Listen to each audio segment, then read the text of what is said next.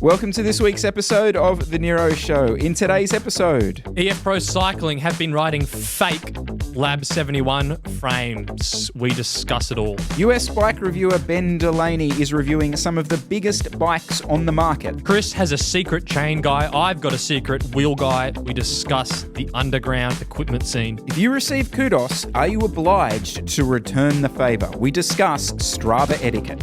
All right, let's get into it. So a bit of controversy this week around pro bikes, and I must admit this is something that did come across my desk a while ago.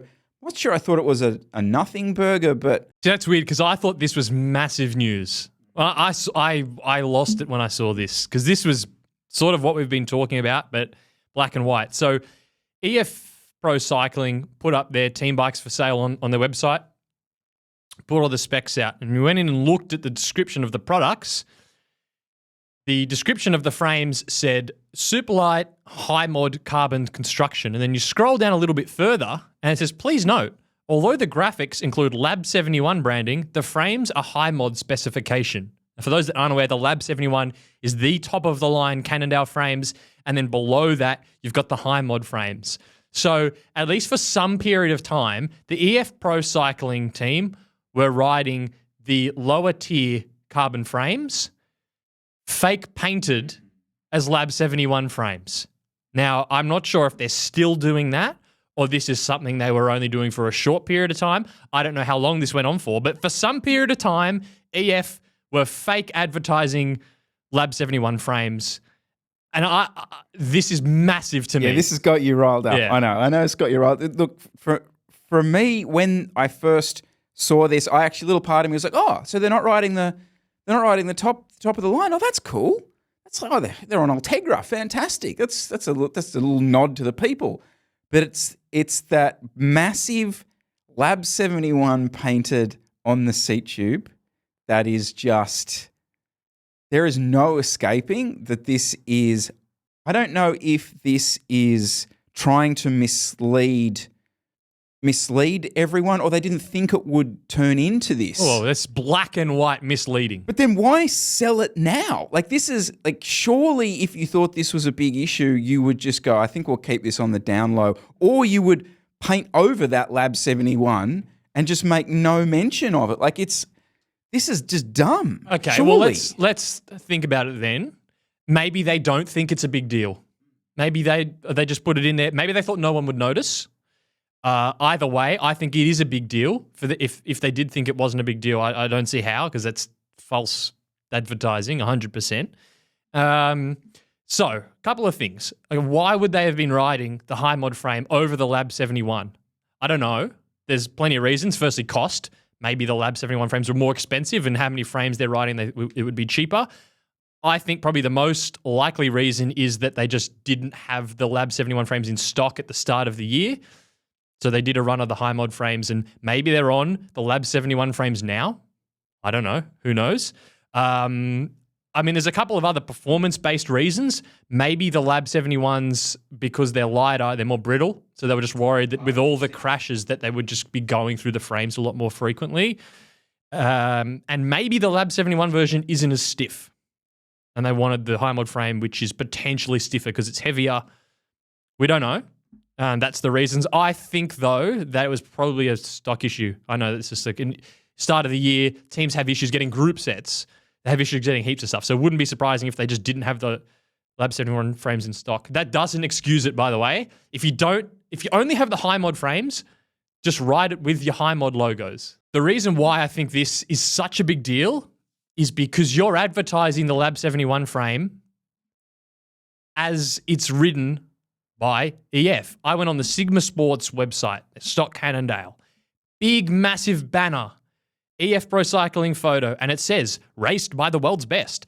The LAB71 Super 6 Evo road bikes, they're machines of choice for EF education. No, they're not. They're on the high mod frames. So as soon as they've done that, it makes all of this advertising bullshit because they weren't on the LAB71 frames. And it might seem like it's pedantic, but we've said before that we think teams might be right, or people have said with evidence, with sources, that teams are riding different layup frames for the pros only, and people going, oh, that's just a conspiracy theory. The brands wouldn't do that. Well, here you go, black and white. They will lie to your face about what they're riding for whatever reason they chose to, and I think this is new. To me, this is news. I'm surprised that this wouldn't be on all the news outlets because it's. Oh, you false. could. That's a further conspiracy theory potentially. Maybe it's a big cover up that no one wants to expose. Like I get it. All right, you've sold me. I'm now angry, and while you were sitting there, but okay, look, the consumer thing, the kind of look at it as a bit of a house of cards. Like if this is bullshit, sort of what else is? It just continues to play into that. But surely also the other manufacturers, the other brands that put all this money into World Tour cycling would be pissed off as well, because if now everyone just starts questioning any level of bike that's being sort of put in front of us, because for example, like surely someone like Cervelo, who just have been pumping money into that Jumbo Visma thing, because the trade-off is all of us froth all their bikes because they're the ones that are being ridden by them, et cetera, et cetera. Surely they would be like, are you fucking kidding me, Cannondale? We've spent all this money to try and build this cred around this sport and the elite end of it, and you're just going to slap a little fake paint job in it, and then not even do a good job of covering it up afterwards. Like try and make a profit on the bikes after it. It's just so dumb. I just can't get over how dumb this is. It's just particularly obvious. Now, I will be fair. People knew about this beforehand because on the little UCI certification logo, it said it was the high mod frame. So I had seen people's comments from a couple of months ago mentioning this, and I was like, well, what evidence is there that they're doing that? Didn't really look into it too much. So for the really keen-eyed people, they already knew that this was happening, but this was just seeing it there written out like that made it 100% obvious that they're doing that. And I guess because of the UCI rules, they had to show that on the approval sticker. It kind of flips the argument as well, because I know you just mentioned the whole thing about pro teams or pro riders getting special layups, with the inference being that the aero that you go and buy online is not the one that Mathieu van der Poel wins on, right? He gets the better version. Whereas this is like flipped it the other way. It's like the person buying into the whole marketing thing is actually getting the supposed better bike than the people riding. There was part of me though, as much as this annoys me, because it to me shows a complete lack of integrity from the brand to be falsely advertising the product. There's a part of me that thinks it's cool that this sport is big enough and the sales of the LAB71 frames is big enough that they would fake paint the high mod frame because they feel like that's going to move the needle. There is part of me that kind of froths that it's big enough, that it's a big enough deal that they'd even bother in the first place. That they've sat down and thought that through. I do think that's kind of, I like that. I like that. Do you think this is the tip of the iceberg? I mean, now that we've seen this and we've kind of had some of the chats over the last month or two, like, do you think this goes on pretty regularly? Well, I just like it now because no one can call us a conspiracy theorist for saying that some pros might be on a custom layout frame, because people would say, well, that's a conspiracy theory. The brands wouldn't do that. And I like that we can say, well, they fake painted their frames. They're willing to do it. And it opens the door to saying, to that defense that, oh no, that's a conspiracy. The brands wouldn't do that. Well, they would. Would they do more in terms of the custom layout? It's a lot harder to get evidence if they do that or not. But I think this is definitely opens the door to that discussion. But they've almost created this. This again comes back to this, like how dumb it is. Like they've almost created the controversy by having such a tiered bike. And by that, I mean like you've got the LAB71, then it goes to the high mod, and then it drops down to the next sort of iteration of what that is. Whereas I suppose coming back to Cervelo or something, it's not like everyone's on an S5, it's kind of just everyone's on an S5. It's not like the S5, yeah. Would you have a problem if it was the reverse way around? So if they were actually riding the LAB71 version, but it was painted as a regular frame, do you think that's a problematic, or is that not as bad? I think that's more problem. I think that would piss off the punters and me more, because that feeds more into that kind of, but I want that, that I want that attainable bike.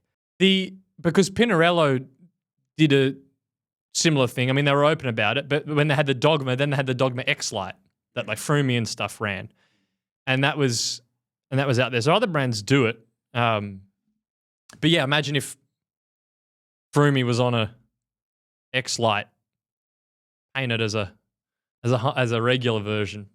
It's a sticky one. Yeah. I just find it interesting that the UCI require you to have the sticker, so it says what frame it is, but there's no rules around what you're promoting the frame as a whole. So, which isn't the whole point of the UCI rules around that is, this needs to be available to the public. It's all around that idea of we don't want teams riding. That's a good point. So it's like an authenticity badge that is, this is as advertised, the LAB71 Super 6 model that you see in a catalogue. Yes, this is the Trek Madone. Yeah, interesting, you're right. So they've let them put the sticker on, but with a paint job that says it's a higher spec. It's interesting that the UCI don't care. Because that's sort of this in the spirit of the rules around having that certification is so it's publicly available, and it, in theory, it is what you can buy. So again, I would say part of this is on the UCI to make sure that the stuff that the riders are riding looks like it is what it is. Otherwise, it's totally misleading. No, that's good. That's a pretty good point, actually. Actually, let us know down below, guys. Is this something you care about?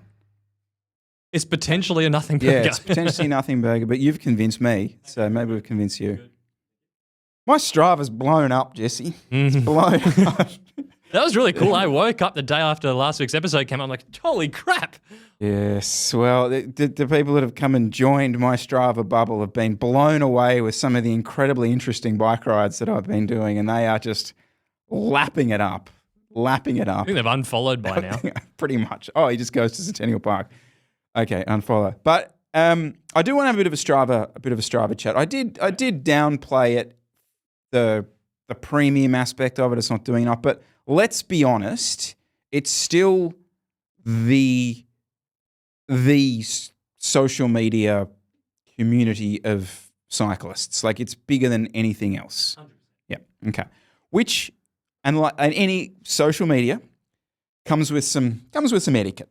Jesse, comes with some very important etiquette. So I want to ask you a couple of questions here that were fired to me by a few people throughout the week. Well, actually, hold on. Well, there's no competition. Like, what are you going to follow someone on Komoot? Like, it's Strava if you want to see someone's training. I always find it interesting when like an event place puts like they always put it in some weird third-party route, Ride My GPS or Komoot or something, and you're like, what?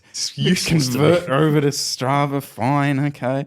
I think that just shows the people who are actually marketing those particular events aren't actually cyclists. But anyway, all right. If you receive kudos from someone, are you obliged to return the kudos? Not straight away. I would say I'm more likely to give kudos to the people who give it back. Bit of a reciprocal. There is a reciprocal relationship. Okay. Definitely. Fair enough. Definitely. That's nice. That's nice. Sorry. Okay. Must you follow a follower? Oh, no. I don't want to see someone's slop commutes and trainer rides in my feed. So definitely no. No need to refollow. No. Where are you with the bulk kudos giving? Now, I know you're I've heard this discussed. Shush. Don't be silly. Don't worry about that. You want to talk us through it? Oh, well, if you're going to group activity and you shake your phone, you can kudos the entire group. But it's not just for rides you've been on. So I can go over to LA and join Phil Guyman's group on Strava, his ride, and just kudos everyone. Oh, so you don't have to have been on the ride? Nah, God no. I can go wherever I want. Interesting. Yep. So I'm off. I'm off to Colombia at the moment. I'm off with Rigo, and he rides with about 500 people and just mass kudos. Interesting. Kudos, okay. fam. Yep. Okay. Yep. Maybe this is a little bit more specific to yourself. Mm-hmm. If you do a Strava deep dive on someone's ride, are you obliged to then kudos that ride, or comment on that ride, or follow that person? I think you are, but I'm really bad at it because I'm looking at everyone's stuff. But I'm really bad. I should give more kudos because if someone's left their ride open and you're having a dig through and you're getting something out of it, the least you can do is chuck them a thumb up, or a follow. But I don't like following people that never put titles in or never put photos because it's just afternoon ride, morning ride, afternoon ride. So I won't follow. But yeah, definitely if you're having a flick through, and also as well, it's like a tier. It's like if they've just uploaded the ride and you're stalking it. Sure, maybe kudos, you probably should. If someone's put a title in and stuff, definitely kudos. If someone's putting photos in, nice description, definitely. Just the comments thread. Is it a comments thread like a YouTube one where there needs to be some back and forth? Because I've always thought that the Strava comments thread is more of a statements thread. It's like, here's a statement. No need to engage with this, but I want this to be left underneath this particular activity. Carry on as you were. Or do you feel like comments need to be engaged with?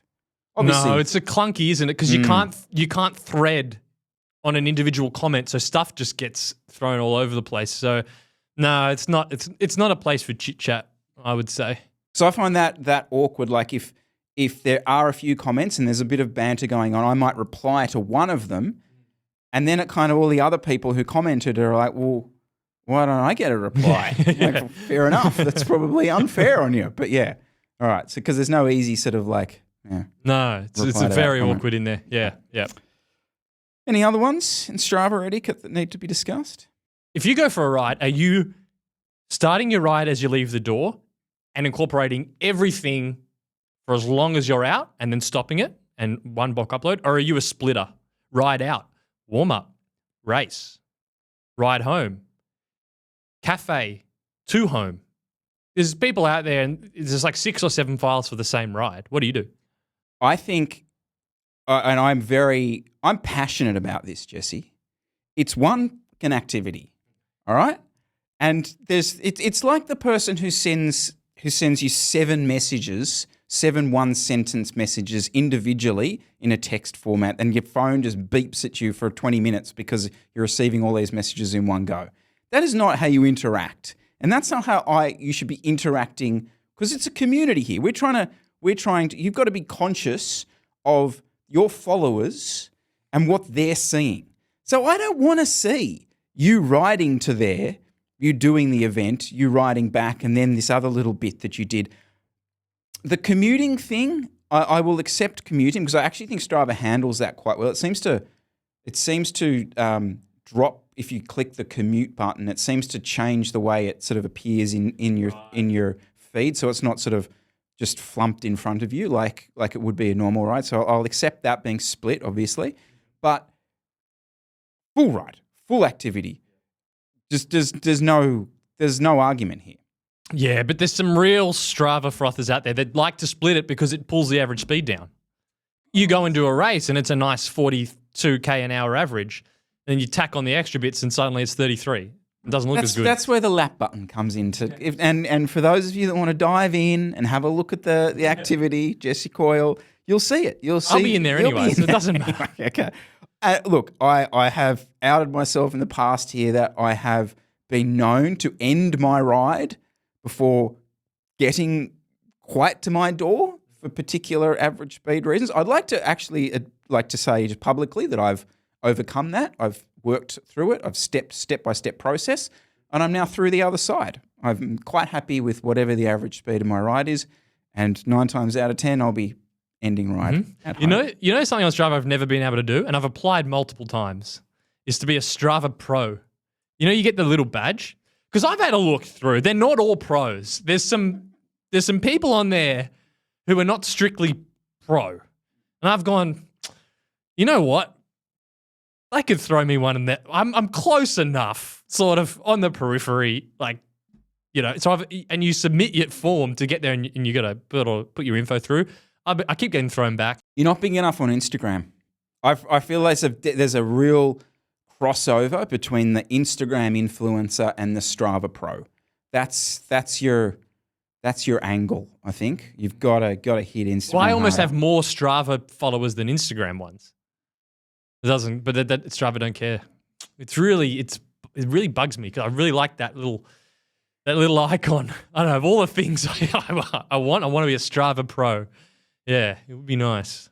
What would I have to win to be a Strava Pro? Because clearly the definition isn't technically professional, because there's plenty of people I see have it that aren't. Is Trekkie a Strava Pro? Yep. Yeah. Mm-hmm. But he's pretty much an actual. Yeah, I know. But I'm just trying to position that person. See, maybe I'm just going to have to go gravel. I think I'm done. I think that's it. Get him in there. It's not happening on the road, ladies and gentlemen. Get him in there. What's the 36 men or something? I get 38. Get him in there. God, okay. All right, all to get an icon on Strava. Worth it. Would be. All right, guys, let us know down below any other Strava etiquettes that we've missed. Well, here's a good one. Let's see. Is Ben Delaney a Strava Pro? Oh, but he's a verified athlete. Hold the phone. What is a verified athlete? The badge recognizes public figures, noteworthy community builders, and influential individuals around the world. That's what we've got to aim for. Oh. Yeah, so that's a different icon than the professional athlete badge. Maybe I need to apply for this. That sounds more there we go. go. There's a mission. I will apply, and I'll report back in the future if I can become a Strava verified athlete. I might get off Strava, just go full-time commute. Become a commute athlete. All right, so you mentioned Ben Delaney. Can we have a Ben Delaney chat? Yeah, let's go. So a while back, I made a comment about the lack of, well, the overpopulation of UK-based YouTube reviewers, whatever you want to call them, right? And a few people obviously sent me on Ben's stuff. I've been watching Ben's channel a little bit, but essentially it is a review channel in his own style.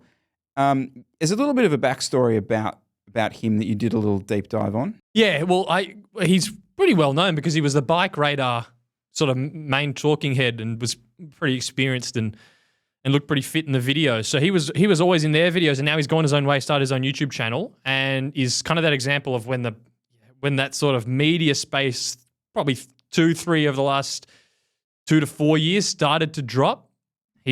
Looks like he's jumped ship and just started his own individual YouTube channel and website.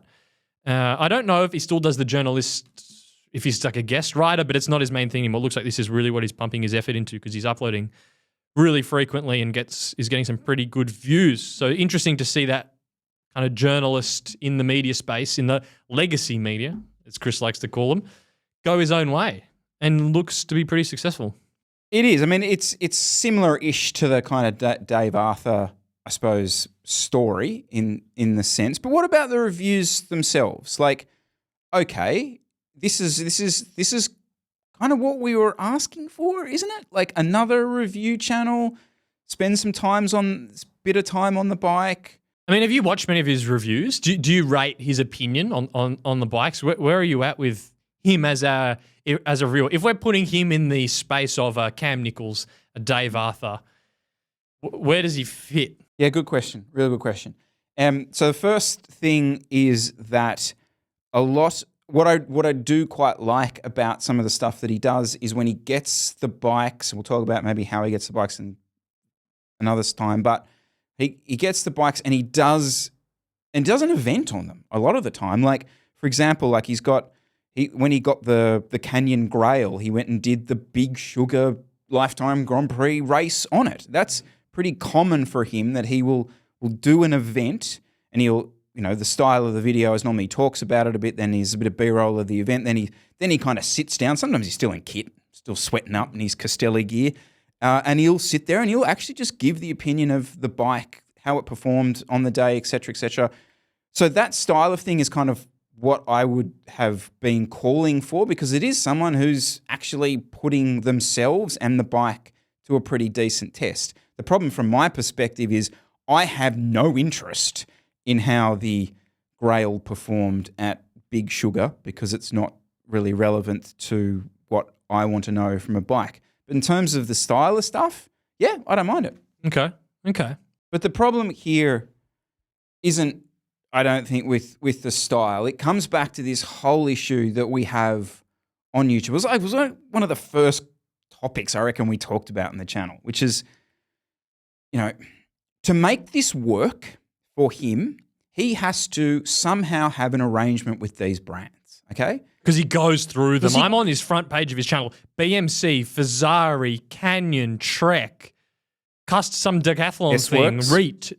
It's Epic at Bighorn Gravel. It's like everything. That's only 2 months ago. Yeah, I mean, he's churning through top and just released. Like that Grail was like literally just released, so he'd got it. So he's got relationships with brands to make this happen. This is where I suppose I don't want to say problems start, but I suppose this is what we talk about is what influence then does that have on the overall outcome? What influence does this have on the overall outcome? To maintain these relationships, does he need to do good reviews to get the bike in the first place? Is he being paid? I would severely doubt that he is being paid. I'm sure he can comment and let us know. But yeah. I mean, whether you're being paid or you get the bike, so you need to keep getting the bikes because you run a business based off whatever stuff you've got in the description, whatever other stuff, the kit you're wearing in the review. Like the channel is a business. Whether you're getting paid directly by the brand or not would be what the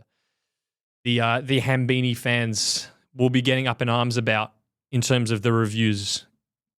Whether they directly get paid or not, it's kind of neither here nor there because they're making money off it. But surely, my argument would be, surely we're better off for having this content than not having this content, because there's no other way to make this work. Unless he's able to get his channel sponsored by some brand that's not in any way related to cycling. Like it's, I don't know, Manscaped suddenly sponsor him and he's able to do all this stuff. But still, even then, to maintain a relationship, like if you're going to get the BMC to roll around with, well, you're not even if you're not glowingly positive, they're probably less likely to send you one. And that's sort of the war that happens, because Hambini uploaded a video a couple of days ago doing his engineering analysis of the Elves Falith Evo. Wasn't a glowing review.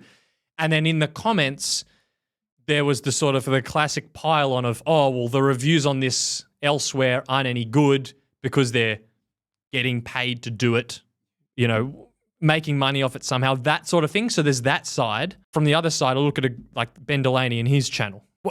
Do we just expect someone to make no money off it? Do we just expect everyone to just be like Patrick Leno and doing it as a hobby? And then, then what happens? Because if those people aren't making any money doing it and it's taking them all this time and then they just go, oh, I can't be bothered, then you end up with no reviews. So I'm totally in the middle where I don't join in the, oh, these reviewers all get paid and they'll just say whatever. But then also, yeah, it's not good to have people reviewing bikes and all these reviews where you don't actually get a good objective look at whether it's a good product or not. Are there any reviewers out there who you believe's not the right word, but are the gold standard? If you're considering buying a bike, what's the route of YouTube? Well, the Hambini reviews have value. That would be if he's done a review on it in particular. I would see what he says, but only to make sure that like the bottom bracket doesn't fall out and the fork doesn't snap.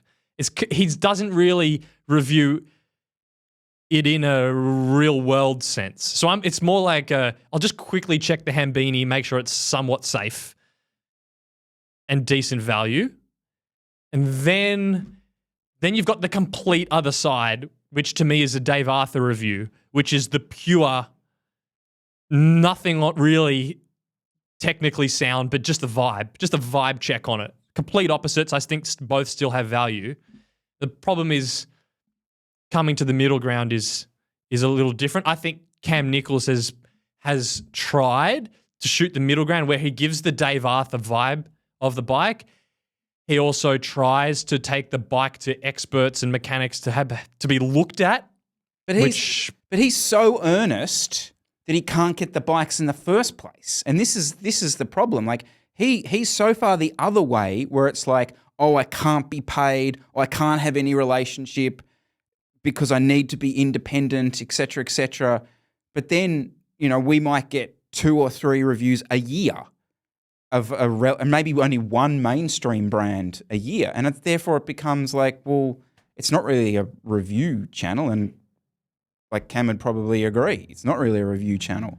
No, if it's not frequent enough. But I mean, the review channels are the Road CC and the Cycling Wiki. I just put zero value in anything they say because it's just they're the worst. I feel like they almost get like a free pass when it comes to this entire chat. Like we might shit on, or Hambini gave out to that guy in the UK whose name's lost me at the moment, Jonathan or that guy. Are you talking about the elves? Yes. Oh, that Jourdain Coleman. Oh, he's from Canada, I think. Is he? Yeah. Apologies. All right. About how he was measuring the bottom bracket with a shitty vernier. I kind of feel like it's almost easy to give out about those individual people, whereas the bike magazines almost get a free pass when it comes to some of this stuff. Like, can I just say, I feel sorry for the Jourdain 100%. Coleman guy. I totally He's not defend getting him. paid to review an No elves. chance. He would be making not like fucking nothing. Like I think he's just from a technical point of view, is just really not very good.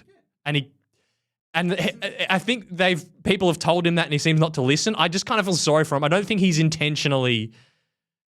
He's not making enough money where I'm like getting angry at his reviews. So just in defense of, because he's got like 25K subs. It's just like he's just not technically sound, and he's probably doing something in even attempting to measure it, which he lost money making that video. There is no, basically. Like, yeah. And it's a bit unfortunate, I suppose. The only criticism you could give is that I would say he put probably too much weight into the whole let's Hambini this frame when that's clearly not your go. Build it up, go out in the ride, do a Patrick Leno. Oh, it feels like this. The climb, fine, 100%. Let's leave the engineering stuff to those boys. Yeah, I think we've gotten there. But you're right what you said about the magazines. They're the ones that have the resources that should be doing it properly, that don't really put anything through. And they get big views. Some of those Bike Radar videos, like big views. So people, I don't know whether they're giving them a lot of weight. So I was thinking about this myself, like before I asked you the question, like what would be my sort of routine of trying to find a review out there? And like I'm like you, I'd check Hambini to see if the frame snapped in two. My problem is and I'll totally admit this, I'm super elitist when it comes to whose opinion I value. And as far as a rider, there is no one on YouTube whose opinion I actually value. I'm sorry. They're not doing what I do. I'm not talking about like level, but just in terms of the riding that I do. I'm someone who would put a lot more value in the opinion of, we're just asking people you know that have that have the bike. Yeah, it's like as a whole, I actually kind of feel bad for the few people that regularly review bikes because firstly, they're not making that much money, if they're making any, and then they have to deal with all the people commenting saying that you're just a shill because you're getting like, I really just the cycling influencer world is fake. It's totally fake. I reckon it's some free kit and maybe a trip somewhere once a year if you're really good, like if you're up there in the world. Like beyond that, no one's like making bank from this stuff. And like Ben, just coming back to Ben Delaney's thing real quickly, like did you watch the BMC one that he did? I haven't watched it. So I thought there was some actual value in that, like from just some sound bites and stuff. So he interviewed someone from the Red Bull team who worked on the bike there, and I found it kind of interesting because the guy was like, "Well, this is what we did." It was kind of funny because he was there saying stuff like, "Oh, what value did we add to BMC, et cetera," and he's like, "Well, we've got lots more computers than they do." And it's kind of true. Like they've got more processing power to do more CFD modeling, and so they could run more tests about certain components and things like that in a period of time. And he was kind of saying every time you'd run a test and it, I don't know, passed the whatever it is they did, you'd lower the weight again. So, he kind of walked through that, and I learned something out of that. That's kind of cool. So yeah, I don't know. I kind of feel like there's definitely some value in it. Larger cluster of computers. I just loved that. It's like, so what did Red Bull do well, we've got lots of computers. Yeah. So are you going to do a lap of honor? Not a lap of honor, like a celebratory lap? Because it wasn't that long ago that you sat here and whinged that Jayco's lost its way. It's not Aussie anymore. I think Jerry must have been watching because they've gone out and signed Caleb. So Caleb's back in. Okay. Yeah. I think we've thrown a couple more people into the lead out, and then Plappy's come back. Mm-hmm. Well, not come back, but he's come into the fold. Mm-hmm. So it's ossifying. Is this what you wanted to see? Have you got expectations now? I am. So I thought this was a topic that was. Yeah, I'm happy to see it. I'm just worried for Plappy. Oh, that's a massive freaking downgrade. Like, I don't know, unless they've got plans to really up their technical side and the performance stuff and that whole side of things. I really feel like they're not going to be able to support him as well as. So you think from a purely like performance support, Ineos is still, it's a big step above what Jayco are going to offer, and therefore results-wise, it's going to be more of a challenge. Yeah, well, and experience, and even you can say like, well, they have 2 nutritionists, and you can like numbers match it, but in terms of experience of the stuff, yeah. So you like going a little deeper in terms of who's dealt with the most Grand Tour winners, who's got the staff that have been around them, like. If you go a step further, it really starts to fall apart as opposed to just like a head count check of who the staff. So funny how you analyze stuff like this because like in the media it all gets played out as like, oh, Aussies. And it's like, therefore it's like, oh, well, it's all good because, Aussies are back and all this kind of thing. And you're sitting there going. Well, it's potentially really incredible as long as it continues like Luke Plapp's development and doesn't put a cap on him. That's a fair comment. Yeah, okay. I'm just like, I'm like, what awesome, incredible talent development have Jayco done the last 5 years? That's a fair point. And Luke Plapp isn't already an experienced, seasoned pro. He needs that support if he's going to be, I don't know what he wants to target, if he's going to be targeting Grand Tours. So that's just a little... Don't fuck up our best talent. Don't like it's just it's really annoying. And you look at someone like Jai Hindley on Bora. You're like that they've done that support for him. What they've done with him is incredible. It would be awesome if Jayco could do the same with Plappy. I don't see it, but fingers crossed that they managed to. Yeah. My only other World Tour sort of commentary was Wout's on his Rigo tour. So Rigo's didn't invite Poggy back this year. He's gone, no. He's stepped it up for a bit of Wout on the scene. And I don't know. It's kind of almost sad that we see this stuff on Twitter. I'd love to have it just stayed mysterious. Like Wout's over in Colombia. Who knows what's going on over there? But now you kind of see these like lame pro cyclist dancing videos. It's like, oh no, I didn't want to see this. So I got a chain guy. I've got a chain guy, ladies and gentlemen. Got a man. I have a chain person. I have a chain man.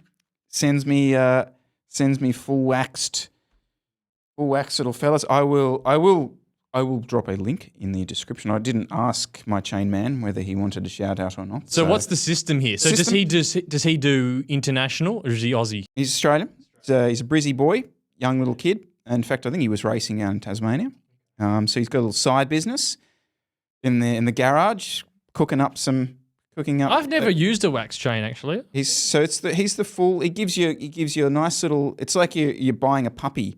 He shows you the pictures of it going into the into the pot. Yep. Then you get your sort of, when's it coming out? Yeah, and so Kate cooks them up fully in there. I bought 2, and then I'll just kind of. So once it wears off, do you send them back to him? No, so I will. You just bin them because you're a pro. I'm just right for a week or so. Yeah, no, I'll put a waxed drip lube on it post that. But no, so I'll swap between the two of them and go that route. But I think it's a nice little. It's like I feel very, very special about it. You kind of know a guy. I know a guy. Yeah. What other stuff do you have a person for? Because I know you had an alterations lady. She's still running. Yeah, I suppose. Yeah. I mean, the Nero kit doesn't need any adjustments. It fits like a glove. But for the old stuff, you had to take it to her and she'd, tighten things up. And there's a really cheap, underrated thing to do is go to your local seamstress or seamster and put the kit on and get them to take up a bit of slack around the traps, around the stomach, get it custom altered. 100%. Is that what you did with her? No, she was just fixing holes from crashes. Oh, okay. Because that's not as fun. Back when we basically only had sort of one skin suit or something, it was just a matter of doing that. Because you could take your falling down aero socks in there and get her to just take up a couple of mil around the rear. I like that. I hadn't actually considered that option. Any other things? Any other people?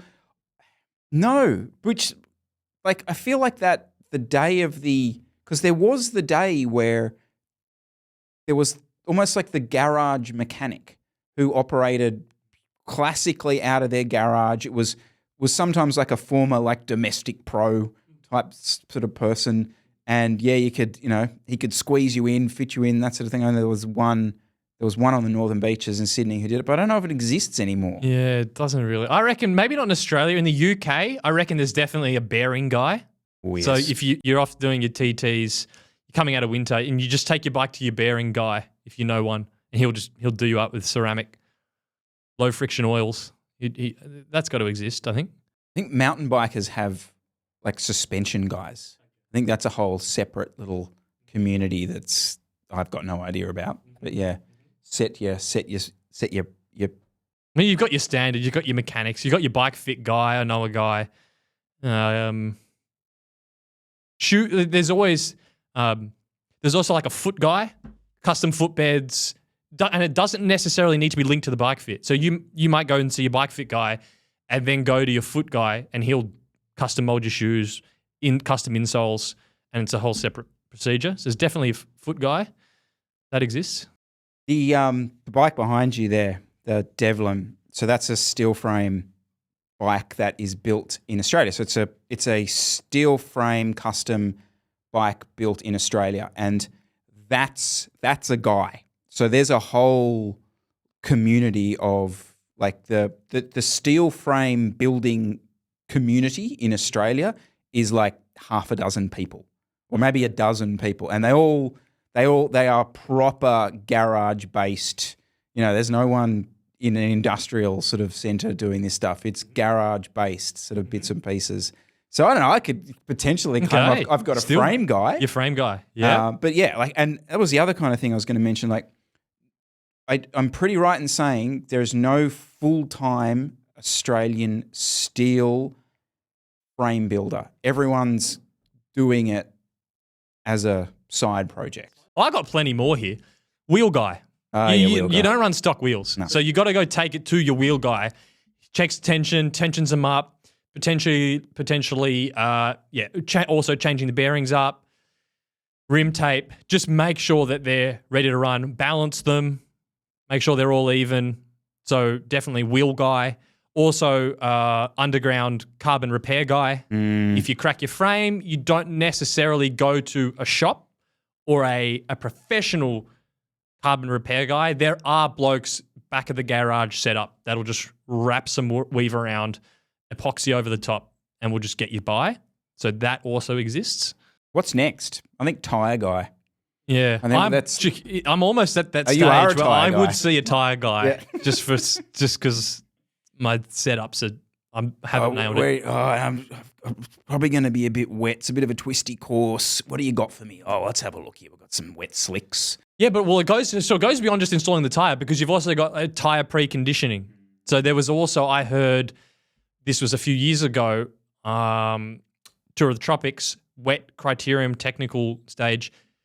There were guys conditioning their tires before the stage with specific cut patterns, like new tire, so brand new tire, but like it's a stock tire, it's new, there's not enough grip. So there was custom cutting of the tire to make it appropriate for the wet. So potentially your wheel guy also can precondition your wet weather tires. That is a thing I have heard of. Sam Hill didn't use those. No, definitely not. Definitely didn't use it.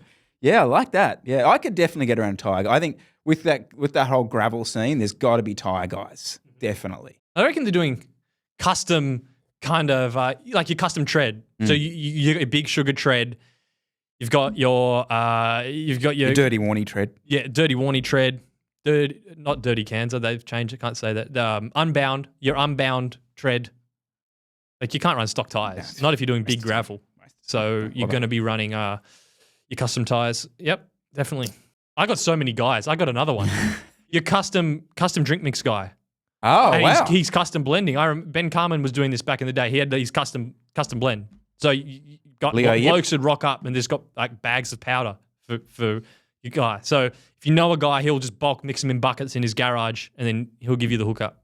Still remember that day. We actually was at the Bay Run. We met at sort of the Bay Run and Leo just hands me back like glad wrap bags of powder. We were first on the Ludic prototype back in the day. We were the first. Do you watch any much stuff on YouTube which is just bike camera footage? No. Are you so totally done with it? Yeah. I struggle. I went through a NorCal phase. It was honestly probably a couple years ago where I would watch every few. It just doesn't fit with how I watch YouTube anymore. I wouldn't really sit down and watch like a GoPro review of something. Like a breakdown of a race? Because this is the kind of thing I'm seeing at the moment. There's a lot of these, like, obviously the ultra endurance racy stuff or even like the gravel stuff. There's less and less road race, in-race stuff appearing. And, there's plenty of reasons for it. Like who wants to slap a big camera on their bike and then you've got to like find yourself as the rider and the director of the show while you're actually in the race. And the reason I kind of am talking about it is because I shot quite a bit of bike camera footage. I was in the US, a couple of races, things, and I've started putting some of them together. And I'm a bit like, I don't know, like, because I'm not watching any of that stuff at the moment. So, and I know like the way Dylan Johnson does it, is he just like literally, doesn't even use some of his own stuff. He kind of seems to get bits and pieces of the other people's stuff. But what he talks about throughout the review, or not the review, the race recap is like what power I had to do here, what power I had to do there, and then it kind of tells this overall story of the whole thing. Whereas just here's the race footage, oh, there goes the attack, should I jump across to it? Is that still valuable for people? But the problem is he's doing such big races, people actually care. Whereas doing a play-by-play of Patterson Pass road races is like not as interesting because the names aren't as big that are in there. And I don't know, like I'm with you. I wouldn't watch a video like that. I'm talking about like the example you're talking about. So it's really hard to make a video of something you wouldn't watch because you're just not that interested in it. So then you're sitting on this footage going, well, I'm sure someone would like it, but then you're not that passionate about actually editing it and recording it. So you end up just sitting on it. Yeah. Yeah. I don't know. I kind of thought that, specifically about that Patterson Pass one is like the heat. And so I could talk a little bit about like the heat stuff that I did before I went. But then again, it's like sort of stuff that's been trod on before. But then that's something I would watch. If someone had an actual good breakdown of how they prepped for a hot road race, and I felt like I was going to get something out of it, it would be somewhat interesting, I'd probably watch it. So that would be a little different. Does the quality of the footage matter? So this is the other thing. So I used that old Hero 5 session.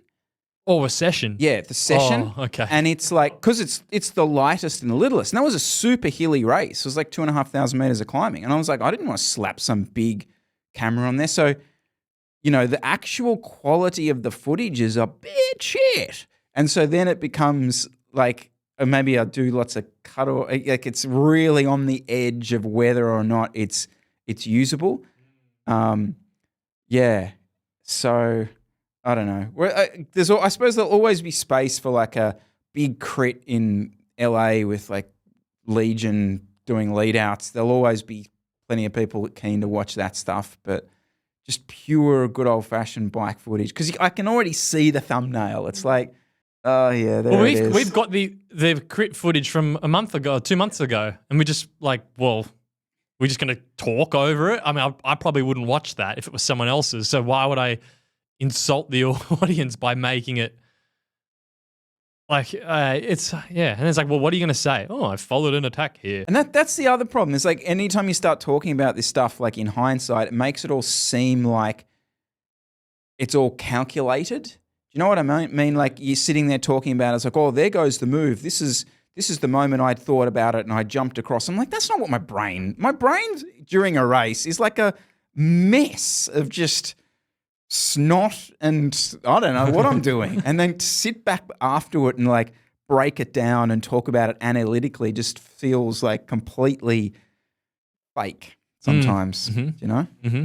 But it's stupid because I spend all this time thinking about what would be a good barrel. I rode with the friggin' chest strap and everything. And I spent like ages thinking about it. I did like test runs on it, like thinking, oh, how much battery can I get from this? I'll bring a spare battery. I'll do a battery swap during it. So I had this whole thing about how much time to spend on it. And afterwards I looked at the footage and I'm like, I don't know what I'm going to do with this. So, and that's me with a YouTube channel. Do you know what I mean? Like, why would anyone bother? See, I reckon with that example, here's what I'd probably watch would be under 8 minutes long and just go, how I went top 10 at Barrel or at that Grand Fondo. But don't just use the bike footage.